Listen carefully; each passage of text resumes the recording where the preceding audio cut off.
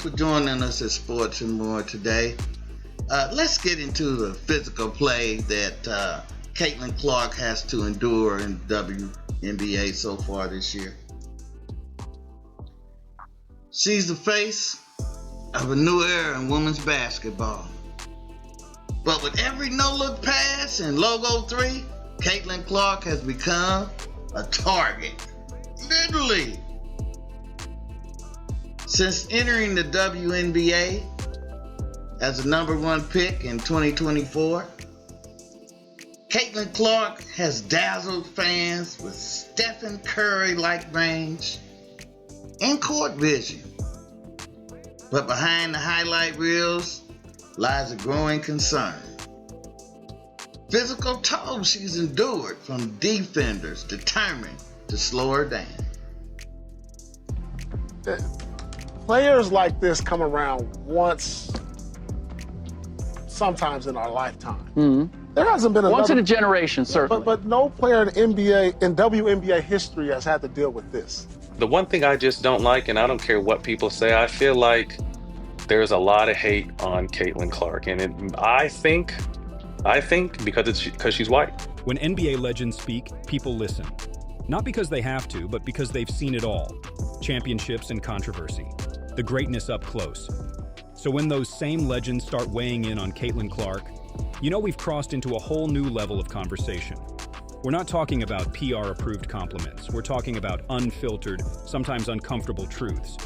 But what happens when legends don't just praise you, they call out the league by name? When legends like Magic, Barkley, and Gervin step in, siding with Caitlin and calling out the hate, you know something's changed. Been shy about speaking his mind. One of the coldest shooters and trash talkers in NBA history, Reggie's used to getting in people's heads. So when he saw what Caitlin Clark's been dealing with, he didn't suggest more patience, he suggested violence. Now, what I would love Caitlin to do is get up one time and then just slap the out of her. And that's not even a joke. It's a line filled with frustration, not from Caitlin, but from Reggie himself. He sees what's happening, the constant hits, the flagrant fouls, the weird silence from the league and other players. From her rookie season to now, Clark has faced increasingly aggressive defense.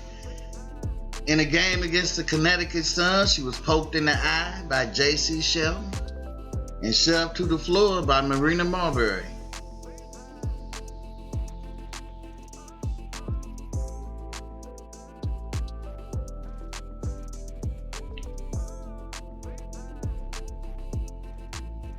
This isn't an isolated moment. It's part of a pattern. Clark being bumped, bodied, baited. And the question is, where's the line between tough defense and targeted punishment?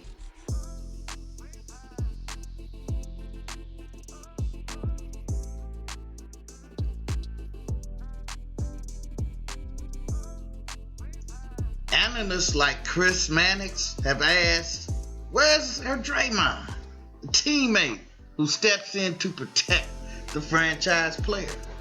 While Sophie Cunningham did respond with a hard foul on her own, many argue it came too late. And if you haven't, you should, because ever since joining the WNBA, ticket sales, merchandise sales, TV ratings, interest in the league have all skyrocketed. We're talking about one person who has taken this league and just lifted it to a whole new level of interest. Now, today's real story is not only about Caitlin's greatness, it's about her teammates' split-second decision, which made her an overnight sensation.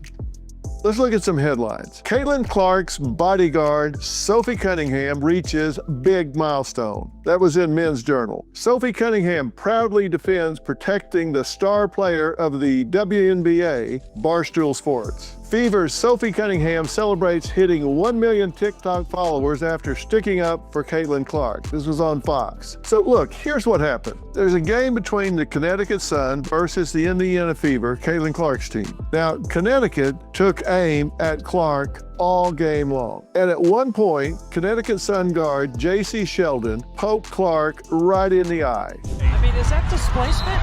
I think it is. Now, look, this can happen, but let me tell you, you got to understand, this is a contact sport. It's not meant to be a contact sport, but look, there's a lot of pushing, shoving, bumping up against each other. That's not what we're talking about here. We're talking about targeting a player time and time again. And during this game, another Suns player shoves Clark to the floor. So let's take a look. Oh, and Marina Mabrey's going to get ejected. Now, all right, you're seeing what's happening here. They're going after her, and this isn't isolated. This has been going on her whole rookie year, and now it's going on in her second year. You can get poked in the eye, but this was not an accident. These are people going after her, sticking their fingers in her eyes, shoving her to the ground, blindsiding her, knocking her down.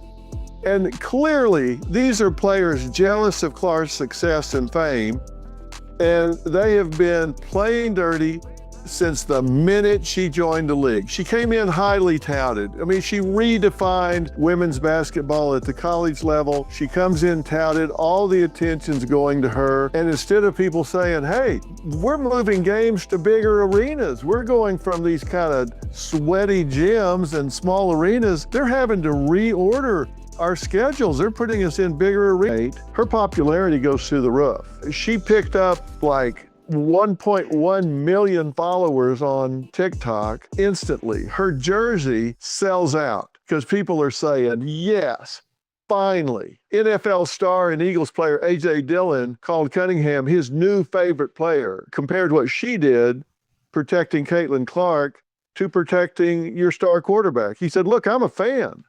I like that approach to the game and just being a tough player for the team, not letting anybody push your teammates around. I like that. I agree with him. I like it. Here's what Cunningham said. During that, it was just part of the game. I think the refs had a lot to do with that. It was a build-up for a couple of years now of them just not protecting, the star player of the WNBA. And so at the end of the day, I'm going to protect my teammates. That's what I do. And I'm a team player, so it's all good. Okay. Despite the hits, Clark hasn't backed down. She's bulked up, improved her strength, and continues to lead the Fever with poise. Her coach, Stephanie White, has acknowledged the need for better officiating, but has also praised Clark's toughness. But this isn't the NBA. The NBA sometimes doesn't match the intensity of what I'm seeing on the screen with the WNBA. That's a fact. It's a fact. And I'm thinking, watching this, are the officials up to the task? First of all, it took forever on both reviews. I don't know if you saw this. No, I'm kind of catching up on that on both Twitter reviews, the one after the eye poking and the shoving and the technicals, took forever. Yeah. And it took forever. It's like, listen, Sophie Cunningham, it's a hard foul. She just used both her arms and threw Sheldon to the floor. Mm-hmm. I mean, at any rate, it took forever for them to look at it. And I'm thinking what Stephanie White, the head coach of the Fever, who are, by the way, going to represent their conference in the Commissioner's Cup against the Minnesota Lynx. And this is the in-season tournament for the WNBA. The coach of the Fever just laid it out all on the line about the officiating not being up to snuff. Like they need to catch up to a league that is getting more intense and physical to keep this somewhat in the rails here, because, I mean, we're not looking for roller derby here while we're enjoying the intensity, but just watch the soundbite, because it is a 3-shot. It was a wide shot. You could see Caitlin Clark sitting to her coach's left. Watch her reaction as Stephanie White goes in on the officials, because Clark was asked about picking up a tech, and White stepped in and said, I'll take the questions about officiating, and said this. When the officials don't get control of the ball game, when they allow that stuff to happen. And it's been happening all season long. All season long. It's not just this game. It's been happening all season long. This is what happens, right? This is what happens. You've got competitive women who are the best in the world at what they do, right? And when you allow them to play physical and you allow these things to happen, they're going to compete. And they're going to have their teammates' backs. It's exactly what you expect, right, out of fierce competition. So I started talking to the officials in the first quarter, and we knew this was going to happen. You could tell it was going to happen. So they got to get control of it. They got to be better. Everybody's getting better except the officials. So we got to find a way to remedy it. Okay, Caitlin Clark. I mean, you've heard every coach talk about it, so I don't know what the answer is. First of all, you didn't see Clark look like that in the presence of her coach last year. Remember, that was all conversation about what. This isn't just about one player. It's about how the league protects its stars, how rivalries are policed, how physicality is weaponized. And it's about what happens when a generational talent refuses to be intimidated. Caitlin Clark is changing the game, but the question remains, how much more will she have to endure to do it? Thank you for tuning in. Please like and subscribe. And what do you think? Is Caitlin Clark enduring too much? Is the games just too physical? The last couple of games against Atlanta and Dallas were just ridiculous. I mean, the physicality that they used on Caitlin Clark. But thank God for Rebecca Lobo stepping up. So thanks for tuning in again. Please like and subscribe to help me out. And for more information on the Fever, please come back. Thank you. God bless.